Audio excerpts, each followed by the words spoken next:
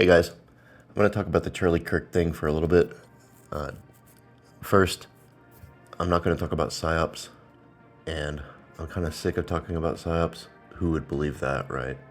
But as far as this goes, holy shit, yeah, I'm kind of, I'm not really past it. It's just, it's too much right now to juggle. If there was a squib, blood squib, and he actually just perfectly pulled off this fake death right in front of thousands of people, actually millions of people, because it was televised. And who the shooter was, and was it really Mossad, and was the sniper actually on the building, and when he jumped off, how come he wasn't carrying the rifle when he jumped off, but it was in the woods wrapped in a towel, but the video doesn't show any of that. And Charlie Kirk's ring, and the guys making the hand signals. Oh, the guys are making the hand signals. They're making the hand signals. It's time to shoot the guy. Here we go. Shoot him right now. I'm making hand signals right behind his face on video. And then I'm going to go help him as soon as he gets shot. Oh, and then I'm going to jump. Like, I was fucking surprised. Or the guy who... Oh, wait, I said I was not going to talk about Psy-Ops, but I have to for just a second. The guy who stuck the gun under his armpit and without looking fired a perfect shot into Charlie Kirk's neck on the blurry video, but then all you have to do is look at another video and see that the guy doesn't have a gun at all, and he immediately goes and runs to help Charlie Kirk after he fell down. Like, so many of these whatever the fuck this conspiracy candy that's dropped all over the fucking place is, have been so easily debunked. And now the whole thing's a giant fucking mess. And I've got people in my chat yelling at me because I won't recognize that the conspiracy, I won't recognize the psyop. And it's like, okay, let me get to my point. The point is, we're never going to unravel exactly what happened. Just like all of these big events, you're never going to unravel exactly what happened. Sometimes you can point to something and say, yeah, this is definitely all completely fake. And even then, you're not going to unravel how the whole thing was done. You're not going to figure out how they positioned everybody at the right places, how they planted all the records correctly, how they got all the social media accounts lined up, how they got all the AI images lined up and planted in the right places that they erased suddenly after that. You're never going to unravel all of it. And I don't think it's possible to, and I don't think we're meant to, at least not in this life. I even think that whenever a big event happens like this, and there are millions of consciousnesses focused upon the event, that it actually creates anomalies around the event so that people find things to latch onto. I think an actual quantum something occurs. I think that it actually alters the event in some way, like a Mandela effect in real time. But again, that's like not really the point of this VM.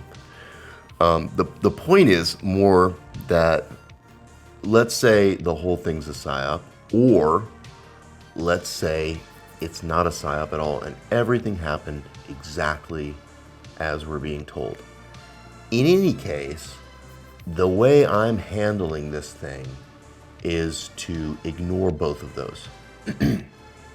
I don't care. And I'm just tired of, like, at this point, like, I've spent so many years chasing this stuff that, like, when it all comes out and you start seeing it all over again, oh, his wife's got the G ring, and why didn't they show Charlie Kirk's face, and his autopsy was too quick. And then you'll see somebody else in the comments, like, explain all those things. Like, I don't know about how you'd explain the G ring, but... And it's just like, what are you going to do with this information if you find out that it's a complete psyop? That's kind of the point I get to, like, where, oh, he's making the hand... This is not even about Charlie Kirk. This is just about anything. Oh, he's making the Freemasonic hand sign that, I was just talking to Dogbot about it, and it's like, literally any hand sign can be interpreted as a Freemasonic hand sign now. So it's like a guy holding two hands in front of his chest, like palms out, that's a Freemasonic hand sign.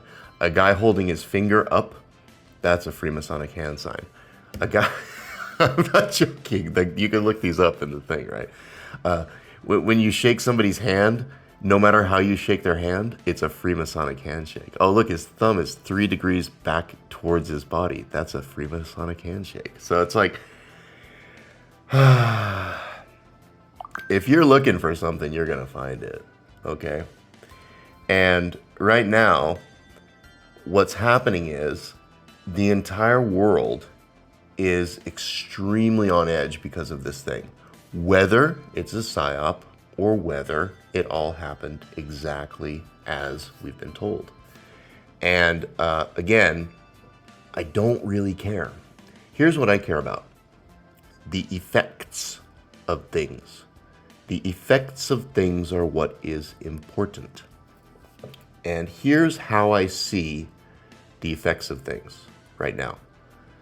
You've got millions and millions of people who, and you know, there's people saying that the Iryana Zarutska thing was also a psyop. And it's like both of these things, you've got millions of people now who've witnessed something that makes them genuinely angry for the first time ever. So angry that they are willing to override their lifelong programming of being called a racist and being called a fascist and being called a Nazi and hating their white genetics and saying, you know what? I'm kind of past that now. I'm past the point where I'm going to feel guilty because it might hurt someone's feelings. Some weird, deformed, maladjusted, psychopathic, blue-haired, septum-pierced, zipper tits degenerate, or a black person, or a brown person, or a Jew. All of these people that I'm told are somehow morally superior to me and that I have to prostrate myself in front of for the sins of my ancestors, that I have to prostrate myself in front of for the sin of the Holocaust when my countrymen were the people who allegedly freed the Jews from the alleged Holocaust. So, so that we become Schrodinger's Nazi, someone who was both the liberator and the oppressor at the same time, whenever it suits. And of course, the latter is the one that suits most of the time now past that the event is past.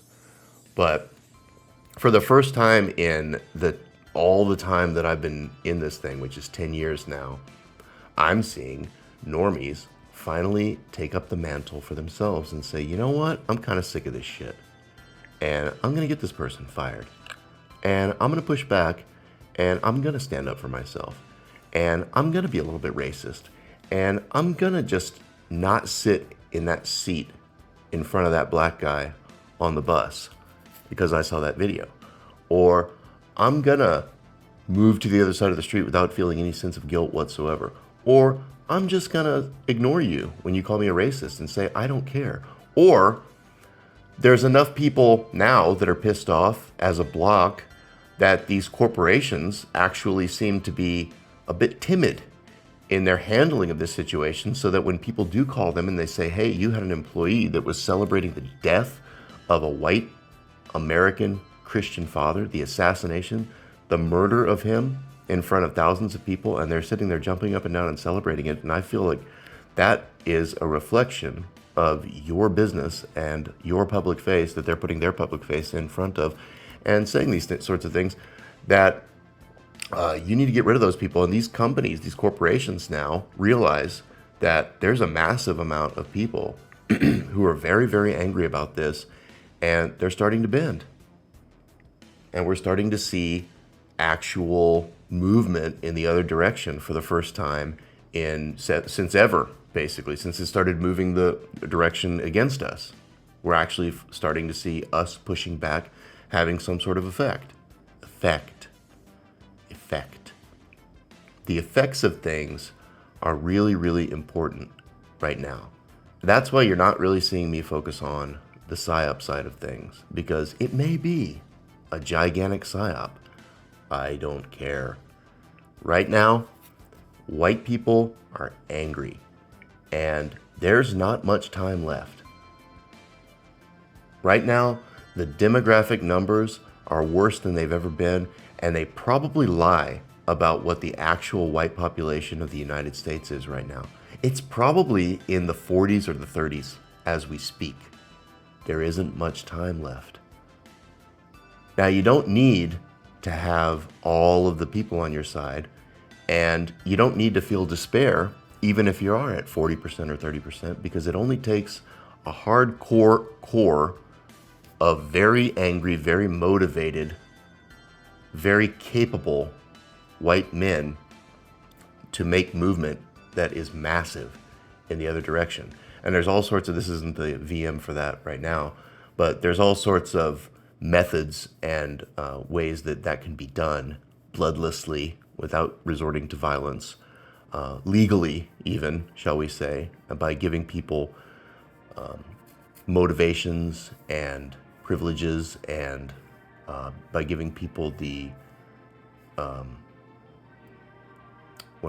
was trying to think of a word and I can't think of the word I was trying to think of that was akin to motivations. But anyway, you can get these people away from you, and you can get laws passed that allow white people again to have freedom of association pretty simply. And you can cut off welfare benefits, and you can cut off programs and social programs. And we were already in the process of doing that, and it can be supercharged now when we're getting rid of all of these money programs that were funding all of this leftist hatred and propaganda. And when that disappears, all of this has to be supported by a constant flow, trillions of dollars of money and propaganda for this to work, because you're fighting it. They, not you, are fighting against the truth that's right in front of everyone's eyes. And so it takes a lot of energy from the other side. And when our side pushes back with just a little bit of energy and momentum, they are scared. I just don't see how any of this, let's say it's a psyop for a second. How does that benefit the other side? How does it benefit the other side to get white people up and ready to defend themselves and to collectivize? Isn't that what we've been fighting for the last 10 years? Isn't that the whole thing we've wanted for the last 10 years?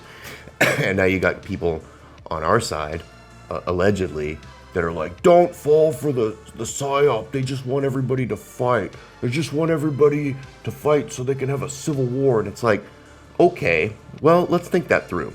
Let's play it out. What are the alternatives here?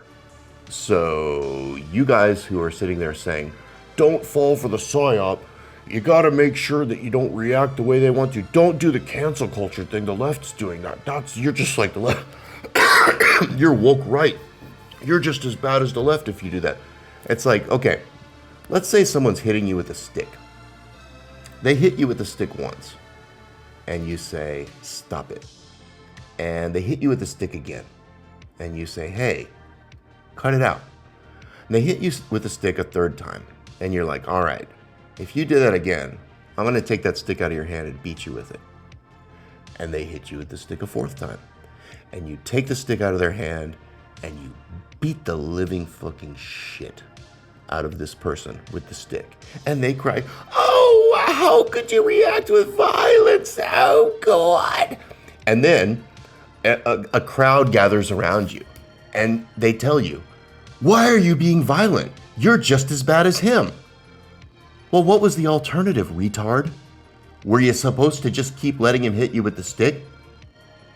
And what happens when you keep letting him hit you with the stick and you do nothing, and he realizes that you aren't going to do anything, and he becomes emboldened, and he picks up a knife, or he picks up a gun?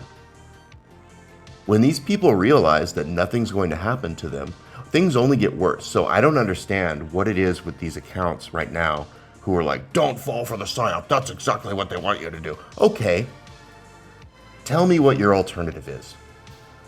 Should we continue to do nothing as the numbers of white people dwindle down into the teens and the zeros? Should we continue to do Should we continue to do nothing as people on our side are further and further persecuted and violated and raped and assaulted and murdered with no retribution whatsoever, with no pushback whatsoever from anyone. As more and more of our jobs are taken and given to these foreigners, as more and more of our institutions are taken and given to these insane, lunatic leftists, communists, perverts, degenerates, people who are social outcasts that in a different time would have been put down, or there would have been a society with shame as such a part of its culture that they would have known never to open their filthy fucking mouths around us. But these people have been emboldened by the lack of retaliation on our part. And for the first time in years and years and years, white people are finally saying enough. And so when I look at this Charlie Kirk thing and the Iriana Zarutska, whatever her name is, thing, and I see people actually finally saying, yeah, you know what, we're not going to do this anymore, I fail to see the negative angle in that whatsoever. I really don't. And you're welcome to comment here and tell me where it is that I'm wrong, but I'm having a hard time seeing it. So we live in a giant script of some kind or another, and we're constantly surrounded by Psy-Ops. And there are Psy-Ops within the Psy-Ops. And yeah, the world is a stage, and everything that you see that comes off of a screen is some form of manipulation or hypnotism. So, that being said, what do you do with that information? Do you take it and say, well, I'm just not going to do anything? If I do anything, they win. Also, if I do nothing, they win. Well, that's a wager that I know doesn't work out well for us. The if I do nothing, they win, and if I do anything, they win thing. If that's the two choices I have, I'm going to opt with I'm going to do anything. I'm going to go with that one.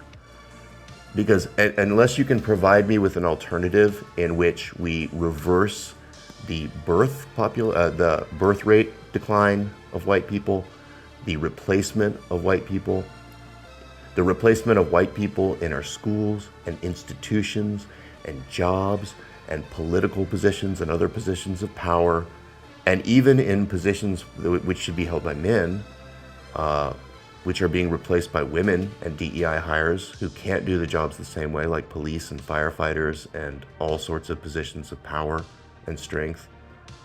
Unless you can provide me with an alternative as to what it is I'm supposed to do other than support white people pushing back wherever they can and forming their own collectives and doing something about it and actually taking the fight back to these people. And by the way, I just saw some stats by, I can't remember the guy's name, I'm sorry, but I've posted him a couple of times and I posted it on my channel. You can just go look through the channel.